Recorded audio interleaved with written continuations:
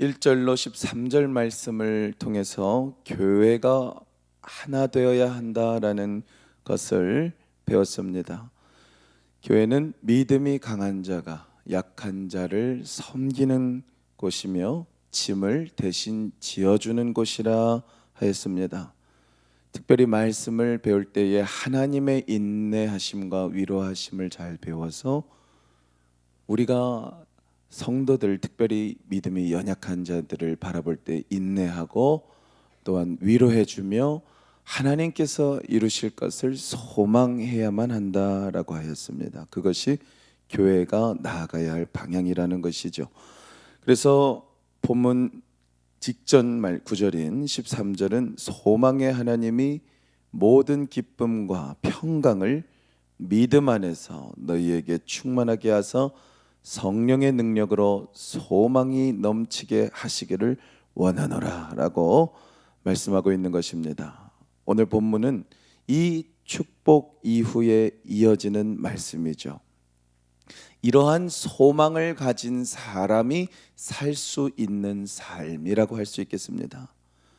바울은 그러므로 오늘 본문에서 어떻게 자신이 교회를 지금까지 세워올 수 있었으며 끝까지 복음을 붙들고 소망을 할 수 있었는지를 설명하고 있는 것입니다.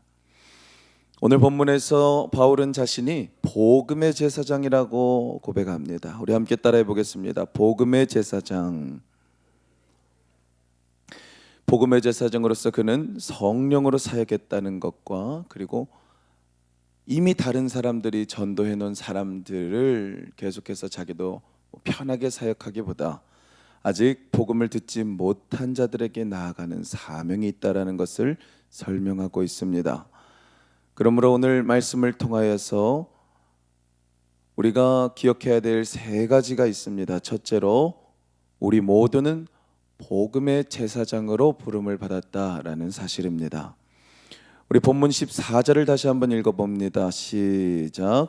내 형제들아 너희가 스스로 선함이 가득하고 모든 지식이 차서 능히 서로 권하는 자임을 나도 확신하노라. 아멘. 여러분, 내 형제들아 라고 하였는데 사도 바울은 로마 교회를 직접 세우지 않았죠. 한 번도 만나보지도 못했다 했습니다.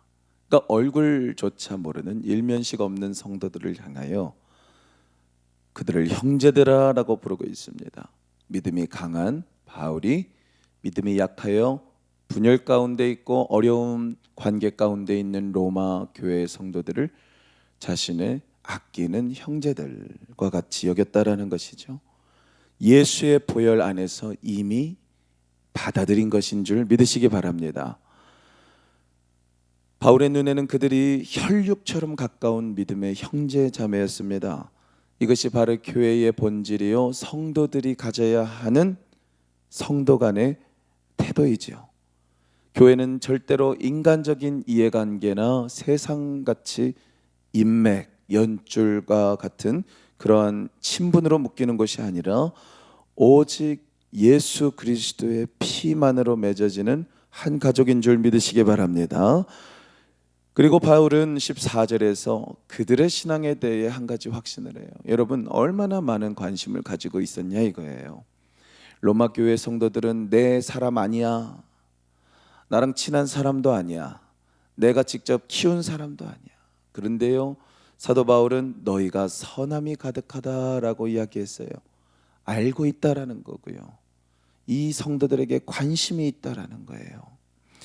여기서 말하는 선함은 그냥 단순히 성격 좋다의 이야기가 아니라 예수님의 선하신 성품이 로마 교회 성도들 속에 충만하고 있다라는 것을 의미하고 있습니다. 그리고 모든 지식이 가득하다라고 표현할 때도요, 그냥 성경 지식이 많다라고 이야기하는 게 아니에요. 항상 사도 바울은 더 깊은 것을 이야기하고 있어요. 이 복음의 내용을 가지고 예수를 정말로 닮고 있느냐를 이야기할 때에 닮고 있다, 예수님과 같은 모습이 많이 있다, 실천하고 있다라는 부분에서 모든 지식이 가득하다라고 이야기하는 것이에요. 그래서 사도 바울은 로마 교회에게 권면하는 이 로마서에서 15장에 들어서면은 이 로마 교회가 능히 서로 권면할 수 있는 교회요, 서로 세워줄 수 있는 교회라고 선언을 해주고 있는 것을 알게 됩니다. 이것이 믿음이 강한 자의 자세인 것입니다. 사랑하는 여러분, 믿음이 강한 자는요, 사람들을 다그치는 사람을 의미하는 것이 아니라 다른 성도들로 하여금 그들의 장점을 발견해주고 그 장점들을 통하여서 더 큰 일을 그들이 할 수 있음을 가르쳐주는, 권면하는 사람인 줄 믿습니다. 우린 권사라는 직분도 있습니다. 보통 남성 성도들보다 여성 성도님들이 더 부드러운 말들, 더 어떻게 보면 이런 사도 바울과 같은 관심을 가지는 말들을 더 잘할 수 있어요. 권사라는 것은요, 권면하는, 주님의 말씀을 가지고 목사님이 없는 곳에서 목사님처럼 성도들을 뒤에서 권면, 부드럽게 타일러 종용하는 것이거든요. 그러니까 권투하는 사람이 권사가 아니고, 말로 싸우는 사람이 권사가 아니고, 다그치는 사람이 아닙니다. 부드럽게 타일러 종용하는 믿음의 어머니들이 우리 교회에 많을 줄 믿습니다. 그러니까 그런 분들이 있어야 된다라는 거죠. 믿음 약한 사람들도 약하지만 장점이 있어요. 사도 바울은 로마 교회 성도들, 엄밀히 말하면 1장부터 14장까지 약한 부분들을 계속 건드린 것인데 15장에서는 그럼에도 불구하고 이 사람들은 왜 잘할 수 있는가를 설명하고 있지 않습니까? 그러므로 15절을 한번 읽어보겠습니다. 그러나 내가 너희로 다시 생각나게 하려고 하나님께서 내게 주신 은혜로 말미암아 더욱 담대히 대략 너희에게 썼노니. 사도 바울이 왜 이 로마서를 기록했느냐? 이렇게 너희들 잘할 수 있으니까 잊지 말라고. 따라합시다. 잊지 않게 하기 위해서이다. 여러분, 우리가 왜 때때로 신앙생활이 연약해집니까? 잊어버리기 때문에. 여러분, 좋은 믿음의 선배, 믿음의 지도자, 강한 믿음을 가진 사람은요, 다시 상기시키려고 가르치는 사람입니다. 그러니까 이미 늦은 것을 돌이키려고 하는 사람은 다그칠 수밖에 없다라는 거예요. 그거는 너는 그 정도는 알고 있어야지라는 태도일 것입니다. 그러나 사도 바울은 그렇지 않아요. 자기가 일면식도 없는 성도들이지만 자기 형제들처럼 챙겨서 어디에까지요? 그 수천 킬로 떨어져 있는 사람들에게 바로 내가 옆에 있는 것처럼 그들에 대해서 기도하면서 파악하고 있고, 그들이 무엇을 해야 되는지, 그들의 강점이 무엇인지 잘 묵상해서 가장 필요한 말을 하나씩 전해주는 사람이었다, 이 말입니다. 다시 상기시키려고요. 하나님의 말씀은 여러분 우리에게 언제나 아멘으로 들어오죠. 아멘. 그런데요, 이거 까먹으면요 감감무소식이에요. 세상은요 무소식이 희소식이잖아요. 기독교는요 유소식이 희소식이에요. 복음이 뭡니까? 복이 있는 소리 아니에요. 복음은 소식입니다. 할렐루야. 무소식은 희소식이 아니라 비극이에요. 기독교인들은 많은 대화가 있어야 합니다. 특별히 이러한 따뜻한 상기시켜주는 좋은 하나님의 말씀이 잊어지지 않게 하는 말들이 우리 목장 안에서, 남전도 여전도 안에서, 또 장로회 건사회 안에서, 안수집사회 안에서, 교육부서 안에서 계속해서 일어나게 되기를 주님의 이름으로 축원합니다. 16절 함께 읽습니다. 시작. 이 은혜는 곧 나로 이방인을 위하여 그리스도 예수의 일꾼이 되어 하나님의 복음의 제사장 직분을 하게 하사 이방인을 제물로 드리는 것이 성령 안에서 거룩하게 되어 받으실 만하게 하려 하심이라. 아멘. 여기서 주목할 표현이 복음의 제사장입니다. 구약의 제사장은 짐승을 잡아서 죽임으로 피를 흘려서 그 피를 제단에 뿌렸어요. 그럼 그것은 어떻게 되느냐? 하나님께 바쳐진 죽은 제물이 되는 겁니다. 그러면 신약시대 복음의 제사장은 어떤 역할을 하느냐? 사도 바울이 가르치고 있는 제사장의 역할은요, 죽은 짐승을 바치는 게 아니라 죽은 영혼을 바칩니다. 그런데 어떻게 바치냐면은 죽어있는 영혼을 살려서 하나님께 산 제물, 그런데 거룩한 산 제물로, 그러니까 한 단계가 인간에게는 더 추가되어 있는 거죠. 그리스도의 부활이 있기 때문에 예수의 십자가 보혈로 죄 사함을 받아서 거룩해지고 이 성령으로 예수와 함께 부활하여서 살아난 이 새 영으로 산제물로 하나님께 올려드려지게 하는 것이 복음의 제사장의 역할이라는 것입니다. 그러니까 사도 바울은 자기가 부르심을 받은 부르심은 죽은 자를 살려서 하나님께 올려드리는 역할이다.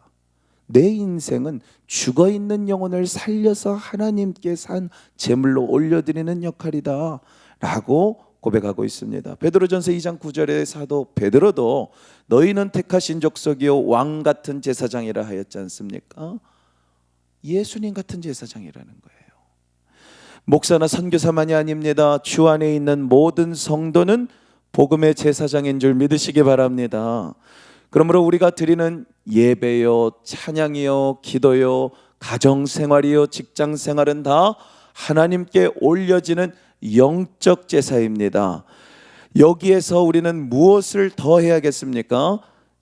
죽어있는 영혼을 살리기 위하여서 바울이 로마서 12장 1절에 인생 전체를 거룩한 산제물로 드린 것처럼 우리도 우리의 삶을 정직하게, 또한 말씀으로, 또한 복음을 전하고 작은 사랑을 베풀어서 이 모든 것을 가지고 죽어있는 자를 살려서 하나님께 드리는 복음의 제사장이 되어야 할 줄로 믿으시기 바랍니다. 우리는 정체성을 확립해야 되죠.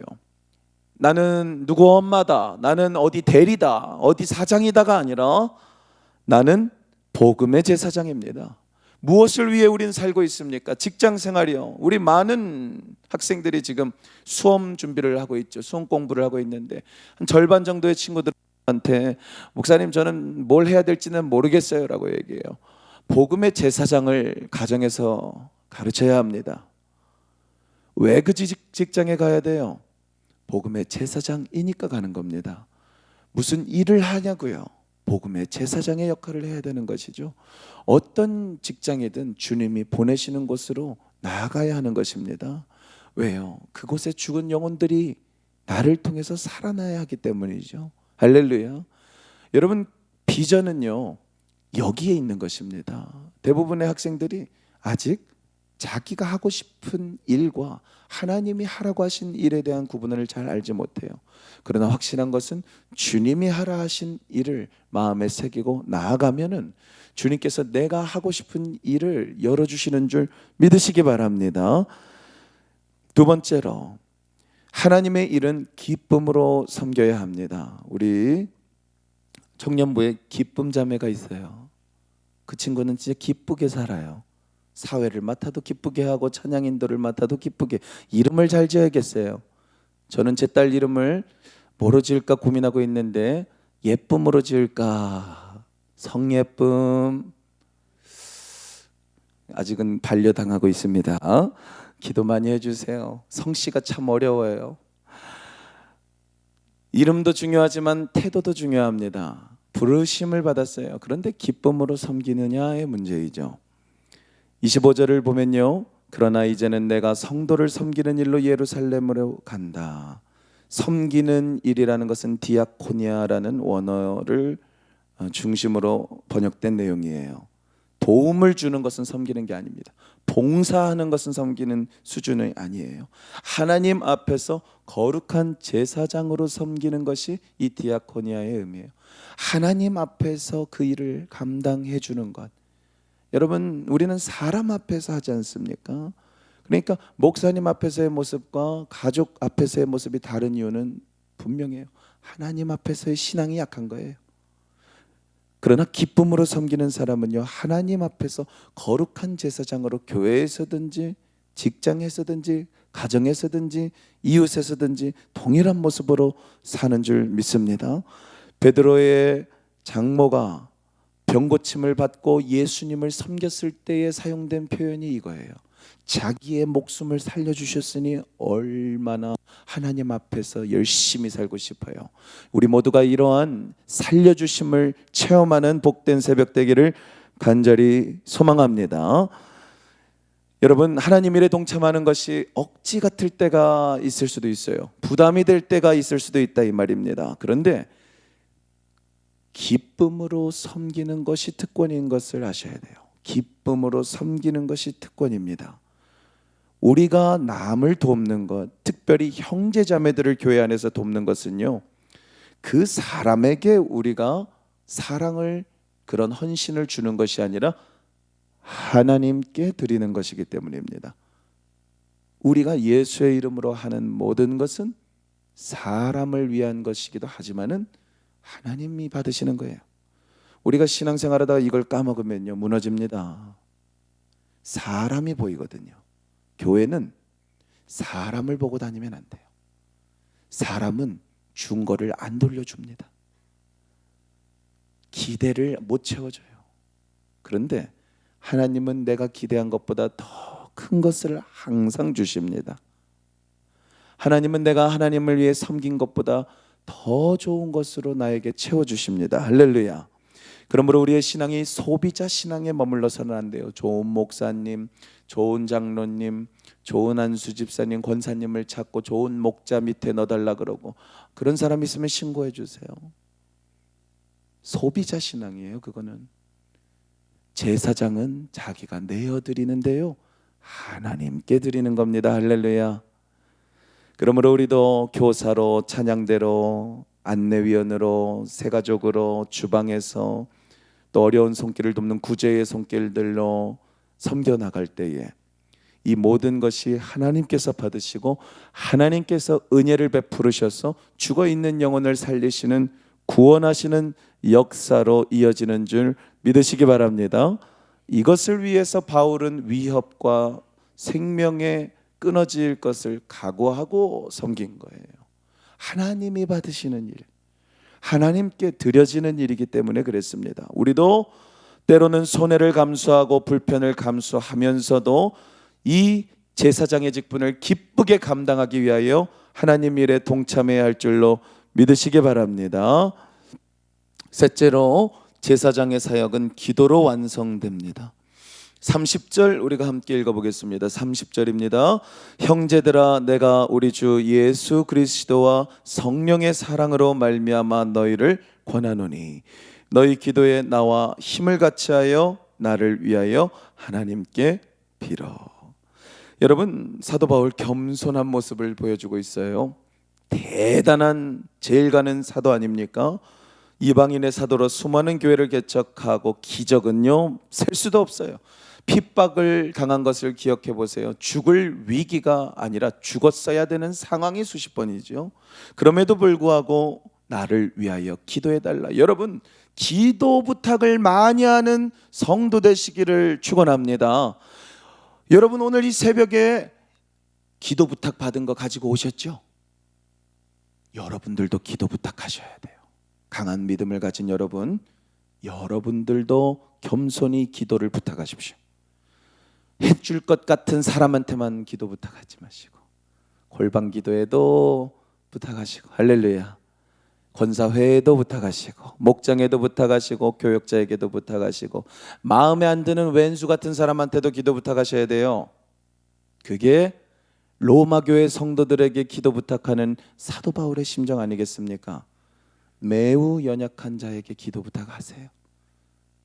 여러분, 혼자선 약하지만 삼겹줄은 끊어지지 않는 거예요.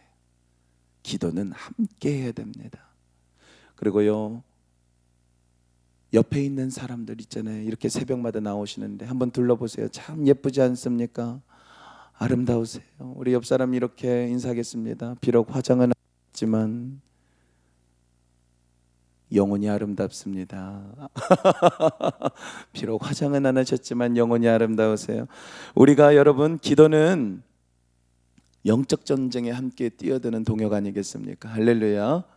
사도 바울 같은 대단한 일은 할 수 없어도 그를 위하여 기도하면 놀라운 일에 동참하고요, 천국에서 똑같이 상 받아요.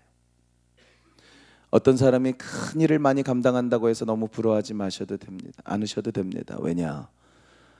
하나님이 이루신 거니까 우리는 모두 그 과정에서 어떤 사람은 시작점에 섬기고 중간점에 섬기고 어떤 사람은 결실을 맺는 거예요. 전도도 이와 같습니다.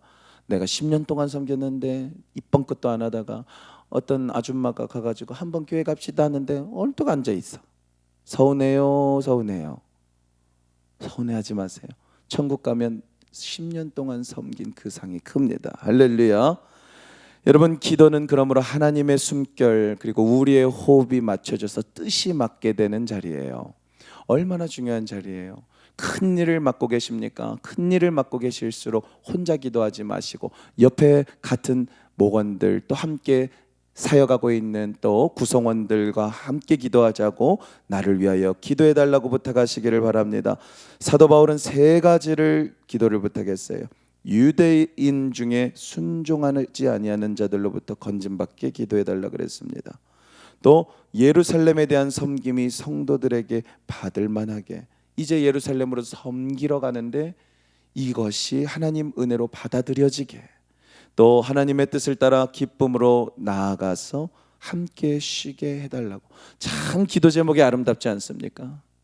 자기만이 아니라 이 자기가 가진 보배 같은 신앙이 퍼지게 해달라고, 다른 사람들도 이어지게 해달라고 한 줄 믿으시기 바랍니다. 말씀을 맺습니다. 기도에 동참하는 성도가 되어 주십시오. 그러나 더 중요한 것은 죽어있는 영혼을 살리기 위해 기도하는 우리가 되기를 간절히 소망합니다. 우리는 복음의 제사장입니다. 복음의 제사장은 죽어있는 영혼을 살리기 위해 뛰어드는 사람입니다. 직장이든 가정이든 교회든 오늘 우리가 겸손히 주님 앞에 기도로 나아갈 때에 하나님께 죽어있는 것을 살려서 올리는 사람으로, 그것을 기쁨으로 감당하는 사람으로, 또한 기도의 동역자들을 많이 세워가는 사람으로 하나님 굳세게 하여 달라고 기도하는 새벽이 되기를 주님의 이름으로 축원합니다.